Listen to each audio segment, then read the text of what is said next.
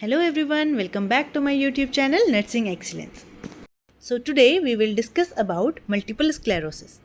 To be more specific, we will talk about diagnosis and management of disease.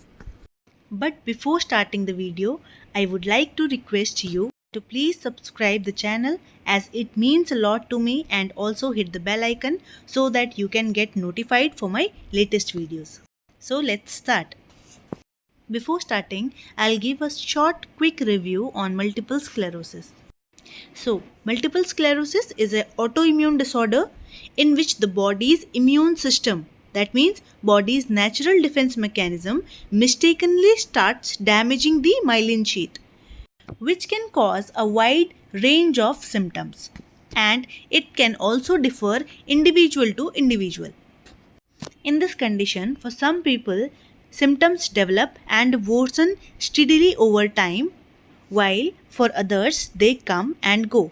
हो सकता है कुछ लोगों के लिए जो हमारे सिम्टम्स हैं वो धीरे धीरे क्या होंगे, प्रोग्रेसिवली बढ़ेंगे, एंड कुछ लोगों के लिए क्या हो सकता है, जस्ट सिम्टम्स शो हो रहे हैं, उसके बाद सिम्टम्स जा रहे हैं. और वो पीरियड जब हमारे सिम्टम्स पेशेंट में वर्स होते हैं उसको रिलैप्सिस बोलते हैं. That period is known as रिलैप्सिस.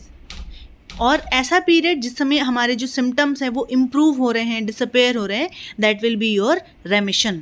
How will diagnose the patient who will be suffering from multiple sclerosis? So starting with the diagnostic evaluation.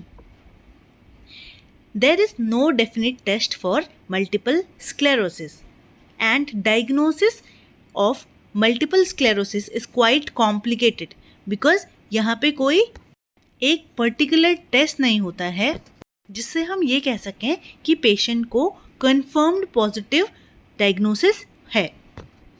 But क्या होता है कि we need a combination of test, physical examinations. से basic one is neurological dysfunction, and we will take a detailed history. Speech और reflexes को हम check कर सकते हैं. Second one is physical examination. There are also other tests which we can include CSF evaluation for the presence of immunoglobulin antibodies. Whether हमारे body में कोई antibody अगर बनी हुई है तो उसके लिए हम CSF evaluation कर सकते हैं. MRI of brain and spinal cord. MRI of brain and spinal cord. Whether to check कि presence of multiple sclerosis plaque. Plaque का formation तो नहीं हुआ है. CT scan can also be performed to detect the area of demyelination. CT scan से हमें क्या पता चलेगा कि हमारे जो नर्व फाइबर्स हैं उनमें डीमाइलिनेशन तो नहीं हुआ है, but less detail as by MRI. Next one is lumbar puncture है. It is also known as spinal tap. It is performed in the lumbar spinal area where a needle is inserted between the L3 and L4 vertebra, and a sample of CSF is collected. Next is medical management. There is no particular cure for the multiple sclerosis, but the treatment includes the goal to delay the progression of disease and reducing the long-term disability. The treatment includes treatment aimed at disease management, and the second one is symptomatic management.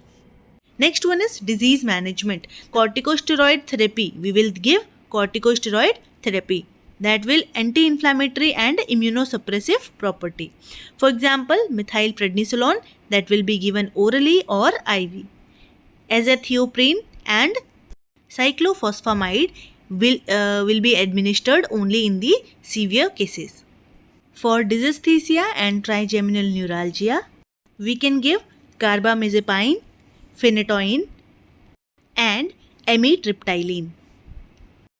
Now, dysesthesia होता क्या है? Dysesthesia is abnormal sensation. It usually is a painful or burning, prickling or aching feeling. For dysesthesias, transcutaneous electrical nerve stimulation is also helpful.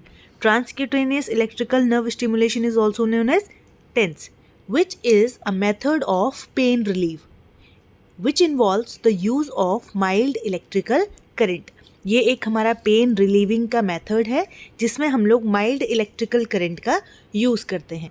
अब tense machine एक machine होती है जो small battery operated machine होती है, जिसमें एक Leeds connected रहती है और उसमें एक स्टिकी पैड्स भी अटैच्ड होते हैं, that is called as electrodes. हम लोग को क्या करना होता है इसमें, सिंपली अपने जो भी इफेक्टेड वाला एरिया है वहाँ पे हम लोग क्या करते हैं, जो पैड्स हैं उनको अटैच करते हैं स्किन में डायरेक्टली, और जब मशीन स्विच ऑन करते हैं तो थोड़ा सा इलेक्ट्रिकल जो इम्पल्सेस हैं वो उस इफेक्टेड एरिया को क्या करते हैं, डिलीवर किए जाते हैं, which you feel as a tingling sensation, जहाँ पे वो झंझनाहट जैसा फील करता है, जिसकी वजह से हमें मसल रिलैक्स होंगी और हमें पेन का सेंसेशन कम होगा। And they also stimulate the production of endorphins, हमारे बॉडी में इसकी वजह से क्या होता है, एंडोर्फिन्स का भी रिलीज होने लगता है, जो हमारी बॉडी का एक नेचुरल पेन किलर भी है। As nutrition play a very important role in the improvement of patient from any disease condition, right? So it is very important to provide a healthy and nutritious diet to the patient. We can give vitamin therapy, cobalamin or vitamin B12 and vitamin C. Low fat diet. Low fat diet means a diet which will be high in roughage. मतलब इसे हम high fibre diet भी बोल सकते हैं, ऐसा खाना जिसमें फाइबर का अमाउंट ज़्यादा हो, जिसकी वजह से हमारा डाइजेशन अच्छा होगा और कॉन्स्टिपेशन से रिलीफ होगा। अदर थेरेपीज हम लोग क्या दे सकते हैं, to improve the neurological functioning we can provide other therapies to the patient also. Physical and speech therapy भी प्रोवाइड कर सकते हैं। We will also recommend the patient exercises and water exercises. So many researchers on the individuals with multiple sclerosis suggest that aquatic exercises are very effective for improving flexibility and range of motion, cardiovascular endurance, fatigue level, and psychological well-being. On the basis of the symptoms, we can provide treatment to the patient. Next is surgical management. Surgical management में हम लोग क्या करेंगे, दो तरीके के invasive procedures देखेंगे, deep brain stimulation and implantation of a drug catheter और pump. Now what is deep brain stimulation? जब हमारे जितने भी दूसरे ऑप्शन हैं सारे के सारे फेल हो जाते हैं, तो इसलिए एक डिवाइस क्या कर दी जाती है, इम्प्लांट कर दी जाती है, जो हमारे ब्रेन के पर्टिकुलर एरिया को क्या करेगी, स्टिमुलेट करेगी. In case of severe tremors in the limb, implantation of a drug catheter or pump. Catheter is placed in the lower spinal area to deliver a constant flow of drug like baclofen in case of severe pain or spasticity. Next is nursing management, right? In this, what nursing management we can provide? Firstly, patient को क्या होगा, impaired bed and physical mobility. ठीक है, muscles में spasm होने की वजह से और कमजोरी होने की वजह से पेशेंट अपना नॉर्मल फिजिकल एक्टिविटी नहीं परफॉर्म कर पाएगा. Risk for injury related to sensory and visual impairment. Impaired urinary and bowel elimination related to nervous system dysfunction. Disturbed thought process related to cerebral dysfunction. This is all about the condition. I hope you like the video.